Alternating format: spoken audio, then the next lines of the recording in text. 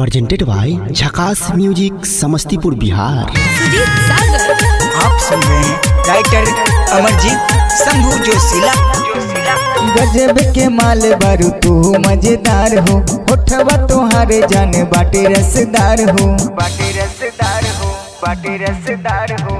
गजब के माल बारू तू मजेदार हो, होठवा तोहारे जाने बाटे रसदार हो। चालू जवन जिला में तबाही मचाबेलू, नाचेलू नचाबेलू हथी घर देखाबेलू। सब रंगदार से तू गोली चलाबेलू, सब रंगदार से तू गोली चलाबेलू, सब रंगदार से तू गोली चलाबेलू, गोली चलाबेलू।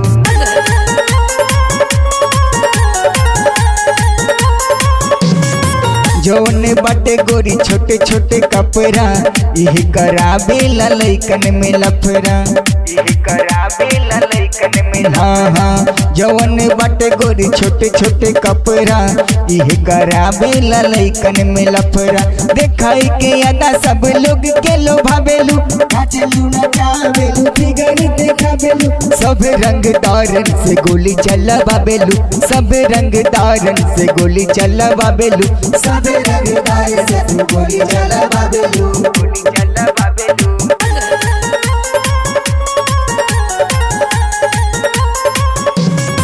जब हिलेबू गोरी अपन कमरिया, लागी झझाए खूबे नमरिया, लागी झझाए खूबे नमरिया।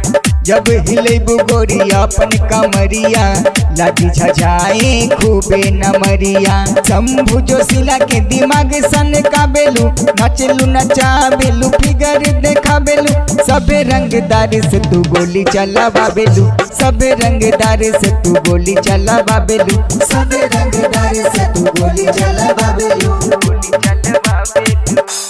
झकास रिकॉर्डिंग स्टूडियो समस्तीपुर।